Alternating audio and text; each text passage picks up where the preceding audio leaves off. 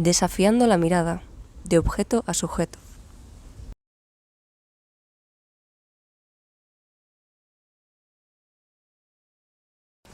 Las fantasías masculinas, ¿es que todo gira en torno a las fantasías masculinas?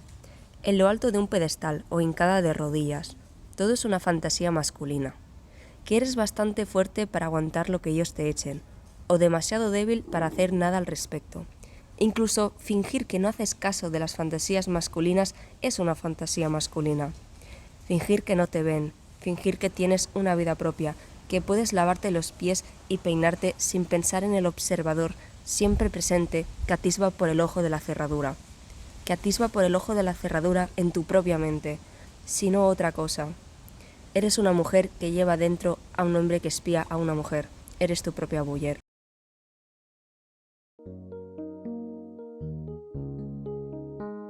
Para entender bien el significado de la mirada masculina, primero es muy importante tener claras las definiciones de la comunicación y cuál es la perspectiva crítica acerca de la comunicación. Para definir la comunicación tenemos 5 elementos principales: el significado, el contexto, los símbolos, el proceso y el ser un hecho social. El significado es esa cosa o idea que queremos transmitir utilizando los símbolos. Todo esto se hace en torno a un contexto, cosa muy importante. Además, este contexto es social, lo que significa que más de un individuo participan de él. Los símbolos son representaciones arbitrarias que nosotros utilizamos para transmitir ideas. Por ejemplo, una palabra, un color, una imagen, todo esto son símbolos. Un proceso es una serie de acciones llevadas a cabo en un orden determinado para conseguir un objetivo. Todos estos elementos nos llevan a la siguiente definición de la comunicación. Una serie de acciones llevadas a cabo en un orden determinado, hechas por más de un individuo, la cual nos permite transmitir significado a través de unos símbolos en un contexto determinado.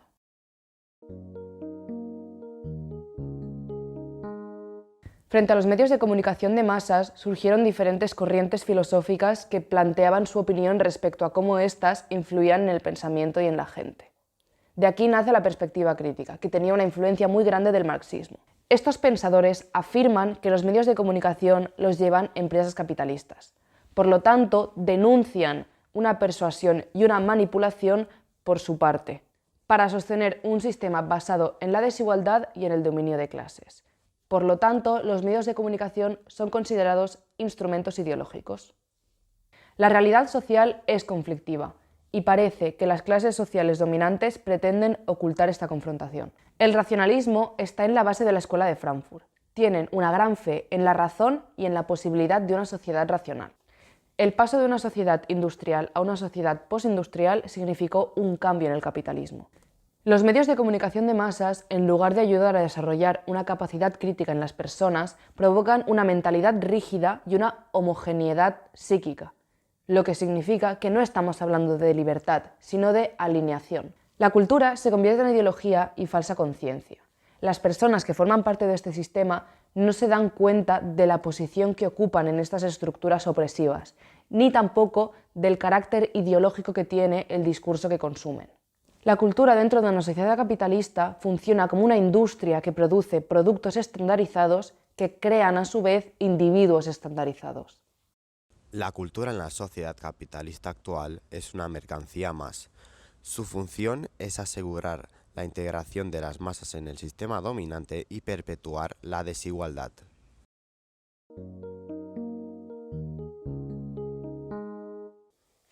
La mirada en sí ya es un tipo de comunicación, ya que tenemos a alguien que mira y a alguien que es mirado.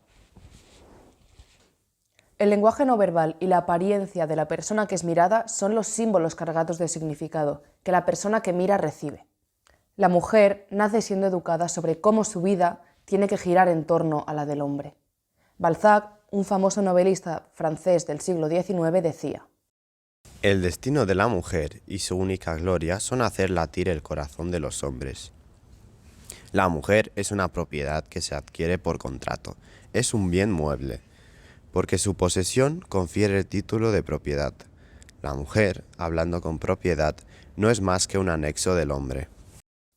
La mirada masculina afecta sobre la mujer de forma y manera que ésta se ve forzada a encajar bajo las expectativas que el hombre tiene de ella. Ella no tiene la libertad de identidad que tiene un hombre, ya que siente constantemente una sensación de que está siendo observada. Esto resulta en un comportamiento condicionado por el hombre que la mira. En un mundo ordenado por el desequilibrio sexual, el placer de mirar se ha escindido entre activo masculino y pasivo femenino. La mirada determinante del varón proyecta su fantasía sobre la figura femenina, a la que talla su medida y conveniencia. En su tradicional papel de objeto de exhibición, las mujeres son contempladas y mostradas simultáneamente con una apariencia decodificada para producir un impacto visual y erótico tan fuerte que puede decirse de ellas que connotan para ser mirabilidad. Simone de Beauvoir habla muy bien de este concepto cuando describe a la mujer como alteridad. Ahora bien, lo que define de forma singular la situación de la mujer es que, siendo como todo ser humano una libertad autónoma, se descubre y se elige en un mundo en el que los hombres le imponen que se asuma como la alteridad. Se pretende petrificarla como objeto, condenarla a la inmanencia, ya que su trascendencia será permanentemente trascendida por otra conciencia esencial y soberana. El drama de la mujer es este conflicto entre la reivindicación fundamental de todo sujeto que siempre se afirma como esencial y las exigencias de una situación que la convierte en inesencial. ¿Cómo puede realizarse un ser humano dentro de la condición femenina? ¿Cómo recuperar la independencia en el seno de la dependencia? ¿Qué circunstancias limitan la libertad de la mujer? ¿Las puede superar? Este fragmento habla del verdadero problema de la cuestión. Se trata al masculino como ser humano y al femenino como mujer. El problema no está en definir a algo como lo otro, como alteridad, porque es algo que como seres humanos estamos haciendo constantemente con animales, con objetos o con agrupaciones de cosas. El problema está cuando esta división entre lo neutro y lo otro se hace entre el hombre y la mujer. La mujer es un ser subjetivo y al tratarla de alteridad la estás obligando a que se vuelva objeto de sí misma. En El segundo sexo, Simone de Beauvoir explora cómo la mujer, a pesar de compartir una humanidad común con el hombre, es relegada a un estatus de lo otro, en una sociedad dominada por valores masculinos. Una de sus afirmaciones fundamentales es que las mujeres son socialmente condicionadas para ocupar un espacio subordinado. Esta construcción de género niega a las mujeres la capacidad para definirse y autodeterminarse, tratándolas como un medio para los fines de los hombres en lugar de reconocerlas como sujetos plenos. Las mujeres a menudo experimentan una vigilancia interna, conocida como autoobjetificación, donde constantemente evalúan su comportamiento y su apariencia anticipando cómo serán vistas por otros. Esto puede limitar su capacidad de experimentar el mundo de una manera auténtica y sin filtros. Eres una mujer con un hombre dentro mirando a una mujer. Eres tu propia voyeur.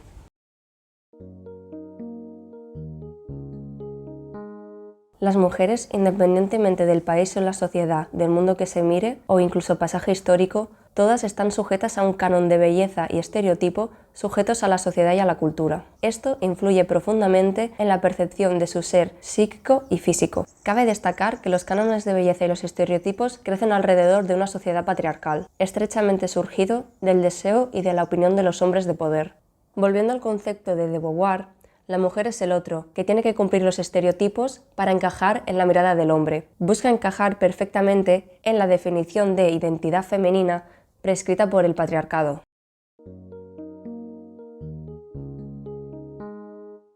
La belleza es un concepto abstracto sujeto a la cultura de una sociedad. A lo largo de la historia, estos cánones han ido cambiando, pero siempre han estado sujetos a una misma función: que la persona mirada sea bella a los ojos del hombre. A partir de los cánones de belleza, la sociedad crece aprendiendo que cuanto más bello sea algo, más amado será. Esto se debe a que aprendemos una ética y una moral basada en la estética. En la cultura griega, una de las acepciones de la palabra kalon, belleza, es lo que gusta, lo que produce placer, y ésta se identificaba con lo bueno, lo justo, la verdad. A partir de esta lógica, una mujer que ha crecido aprendiendo a ser continuamente consciente de cómo se ve a los ojos del hombre, desarrolla una autoestima basada en la validación externa. ¡Qué guapo eres! Que surge a partir de estos cánones y estereotipos. La estética en una mujer parece ser una obligación y una forma de vida, donde ésta debe estar consciente y mantener el cuidado de su apariencia. encajando en el estereotipo para adquirir estatus social y aprobación, la cual determina su valor. Aparte de la estética y de los cánones, la mujer también se ve condicionada por unos estereotipos de comportamiento e identidad. ¿Cómo debe comportarse una mujer? ¿Qué ideales debe tener? Sus ambiciones, deseos, placeres e incluso su personalidad. Todo está prescrito y sujeto a una verdad natural, ligada a la creencia y a la especulación de estudios que determinan la inteligencia femenina y dibujan el límite de la consciencia femenina, su identidad y su capacidad para pensar.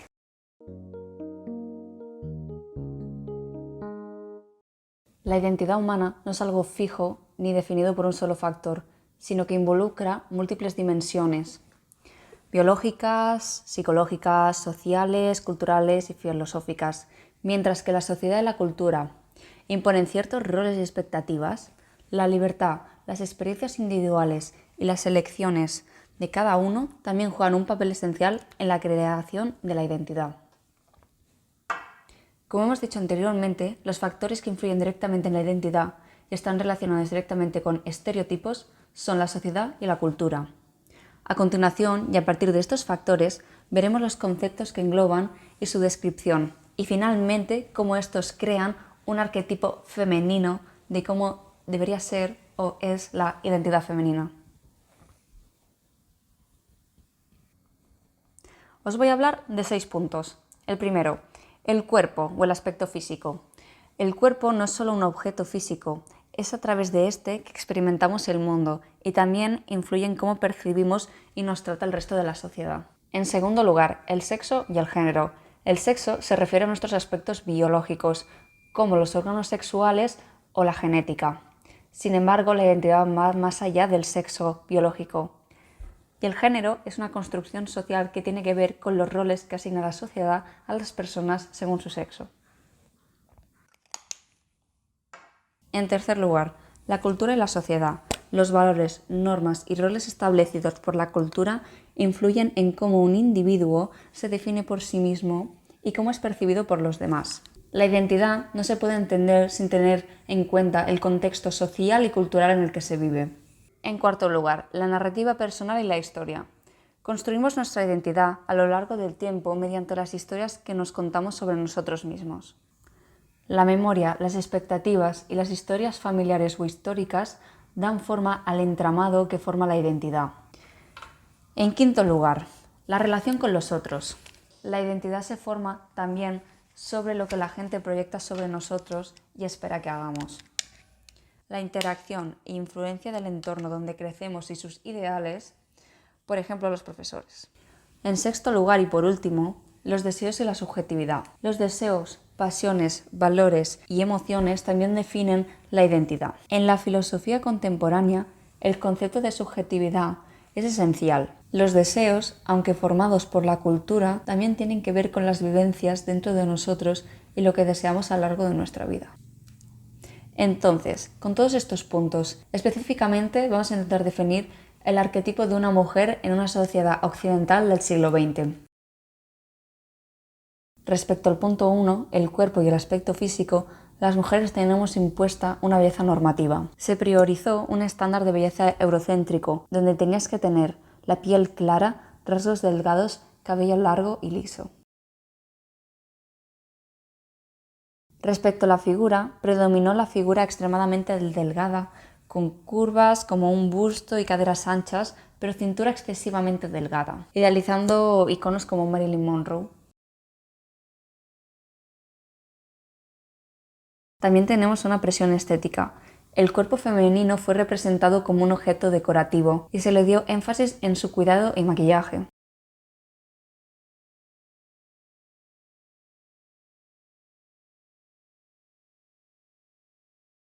Y esto no es realista, ya que se basa en metas inalcanzables, xenófobas y racistas, además de machistas.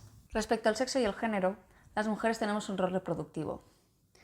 La feminidad se asocia a la capacidad biológica de procrear, lo que refuerza su papel de madre como destino natural. También sufrimos una diferenciación de géneros. Se perpetúa una visión binaria donde el hombre y la mujer quedan en una diferenciación de polos opuestos, siendo contrarios entre sí. En su definición, donde la mujer es emotiva, débil y dependiente, en contraste con el hombre fuerte y capaz. También hay una censura sexual donde se exalta la castidad y la virginidad de las mujeres para que éstas sean respetadas, mientras que la sexualidad abierta es estigmatizada. El tercer punto y el cuarto se juntan en uno que hemos llamado la cultura y la sociedad. La mujer tiene un rol doméstico. Se idealiza a la mujer como ama de casa, responsable de mantener un hogar impecable, criar a los hijos y servir al esposo. La mujer también tiene un rol de cuidadora. Se le asigna la tarea de ser emocionalmente disponibles y cuidadoras principales en cualquier interacción, priorizando el bienestar de los demás por encima del suyo. En cuarto lugar, hablaremos de las interrelaciones, o sea, las relaciones con los demás. La mujer tiene una ausencia de protagonismo. Las mujeres son representadas en medios y narrativas como complementos o musas del hombre, no como agentes de cambio. Por ejemplo, ¿sabías que la creadora de Internet realmente fue una mujer? La mujer también crece bajo una cultura de obediencia. Se fomenta la sumisión a figuras masculinas de autoridad, desde el padre hasta el esposo. También hay un acceso limitado al poder. Las mujeres son excluidas de roles de liderazgo y poder, relegadas a la esfera privada y a trabajos de subordinación o cuidados. Respecto al poder, las interacciones jerárquicas. La mujer es presentada como subordinada al hombre, y en la mayoría de las relaciones, ya fueran familiares, laborales o sexoafectivas. Respecto a los deseos y la subjetividad, el ideal romántico. La felicidad femenina se ve representada como dependiente del amor romántico. Y la familia, no de logros individuales. Satisfacción en lo externo. Las mujeres son condicionadas a buscar validación externa a través de la apariencia física, la aprobación masculina y el éxito familiar. Y por último, pasividad. Se enfatiza un deseo de conformidad y tranquilidad en lugar de rebelión o autoafirmación. Se glorificó la abnegación como virtud femenina, una forma de abandono o de renuncia a un bien propio, en este caso la mujer, la identidad o la libertad, por un bien comunitario, tener hijos o marido.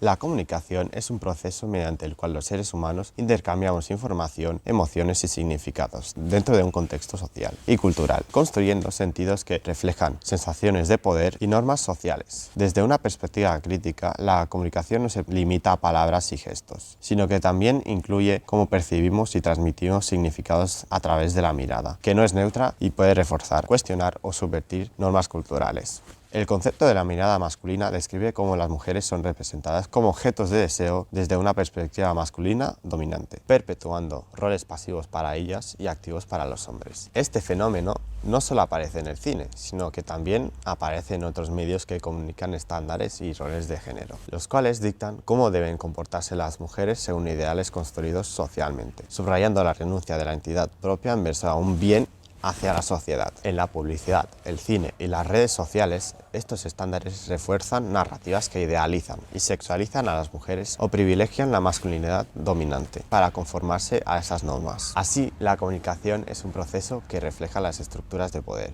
y cultura de una sociedad, siendo también una herramienta para su transformación. Todo este concepto de la mirada masculina nace gracias a Laura Mulvey, que hemos mencionado anteriormente. Ella se dio cuenta de todo esto gracias a la cinematografía, que, a diferencia de la literatura, era un medio en el que se podía ver de forma directa cómo la sociedad percibía a las mujeres. Vale, la pregunta és, quin és el personatge femení del cine, una sèrie, d'una pel·lícula, no importa, que més odies? A que me raya amb donis? No sé, Sí. la señorita Carapapel, ¿no? De Los Simpsons, crec que sí. Sí, la señorita Carapapel de Los Simpsons, jo crec que sí.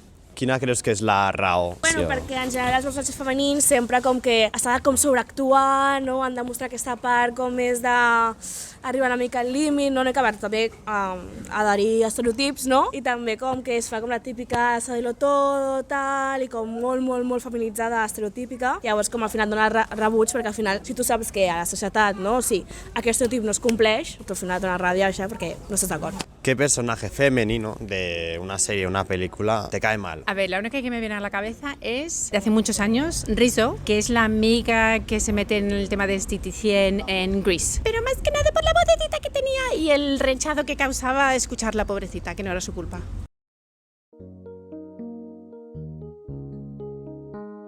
La mirada masculina ha influenciado en la representación de los personajes femeninos en la narrativa. Teniendo en cuenta la definición de lo masculino como lo neutro y la gran opresión histórica que han sufrido las mujeres en la posibilidad de trabajar como directoras, la primera directora fue en 1918, mientras que la primera película que se rodó en todo el mundo fue en 1888. La industria está dominada por los hombres y por su mirada. Esto se traduce en que los personajes femeninos en la narrativa acaban siendo relegadas a ser simples herramientas que complementan el progreso de las historias de los personajes masculinos. Además, esto afecta en la calidad de la narrativa e influye en cómo el público percibe el papel de la mujer en la sociedad. Cuando las mujeres quedan relegadas a esta posición, pierden profundidad y se las percibe como planas, sin motivaciones ni conflictos propios, en lugar de tener su voluntad propia o pensamiento crítico, pues este enfoque perpetúa estereotipos de género, como que las mujeres son seres pasivos, definidos exclusivamente por su relación con los hombres. Esto, además de empobrecer las posibilidades narrativas, también induce a ideas culturales dañinas.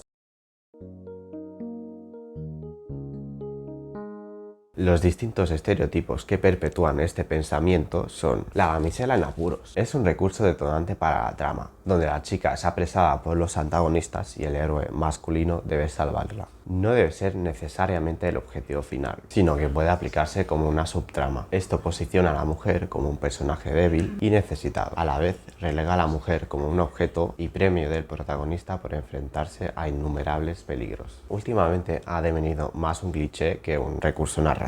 La musa. En la mitología griega se refiere a una deidad inspiradora en la creatividad y en la expresión artística. Actualmente el significado no ha cambiado mucho, aunque en vez de referirse a una deidad se refiere a una persona. Lo negativo de esto es que se acaban creando personajes de poca profundidad, sin trama propia, provocando que su contexto personal sea irrelevante. La mujer fridada. Se trata de dañar o matar a un personaje femenino para provocar un impacto en la trama del protagonista masculino. Como generalmente el antagonista suele ser el asesino de la mujer fridada, esto sirve para enfurecer al protagonista y que lo acabe motivando para acabar con él. Pues una vez más, el personaje femenino solo es utilizado para influir y motivar al héroe, en lugar de crear un personaje completo que añada profundidad en la trama. El nombre de este estereotipo hace referencia a un caso de un cómic, donde el cuerpo de la novia del protagonista es encontrado en un congelador tras su asesinato.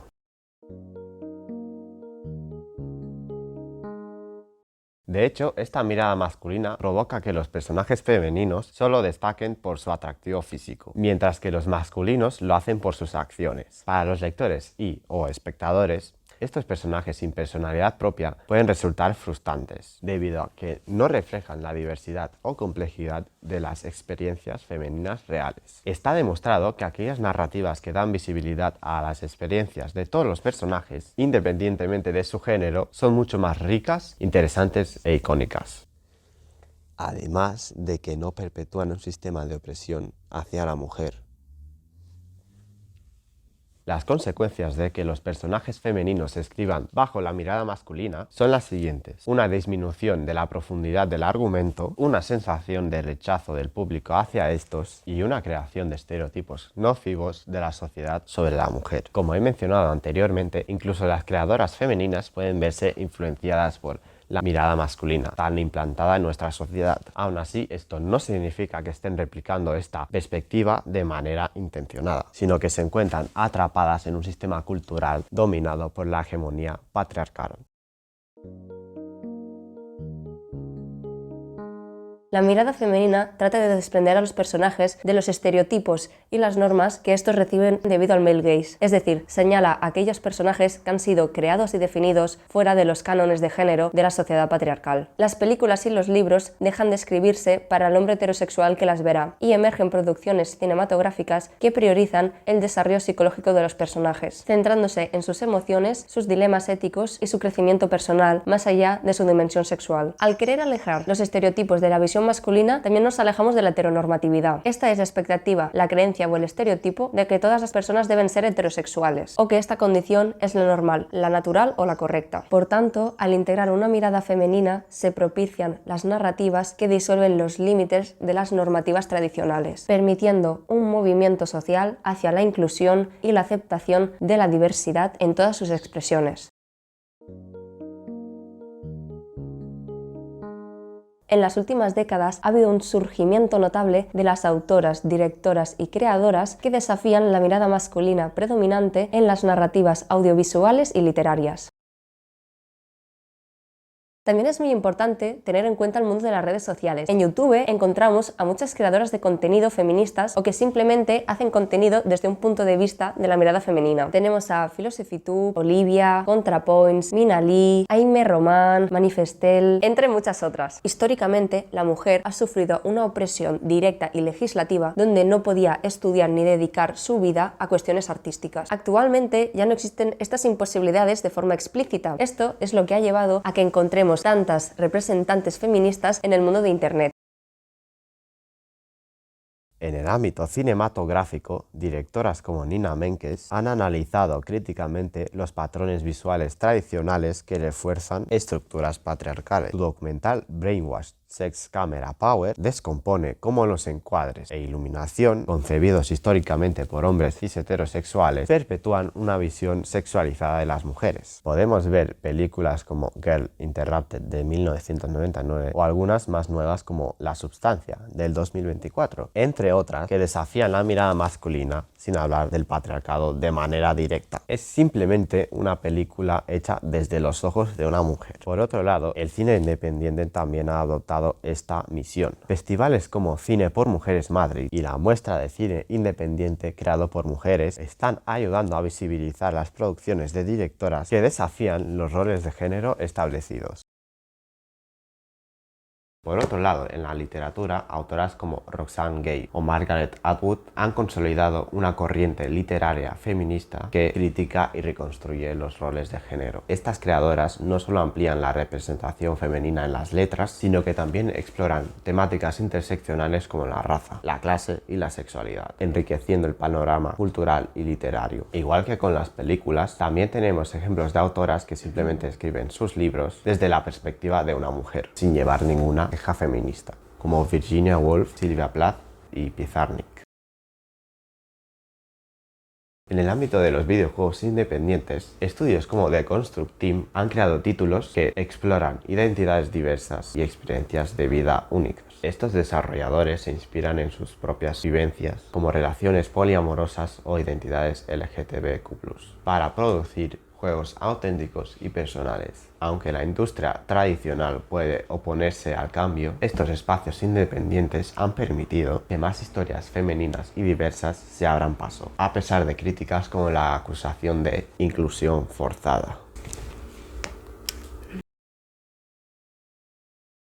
El avance hacia narrativas más inclusivas en la música continúa con artistas y canciones que cuestionan las narrativas tradicionales y la mirada masculina o male gaze. Tenemos como ejemplo artistas ya muy conocidas como Billie Eilish o Charli XCX y a otras emergentes como Coco y Claire Claire o Sofía Isela.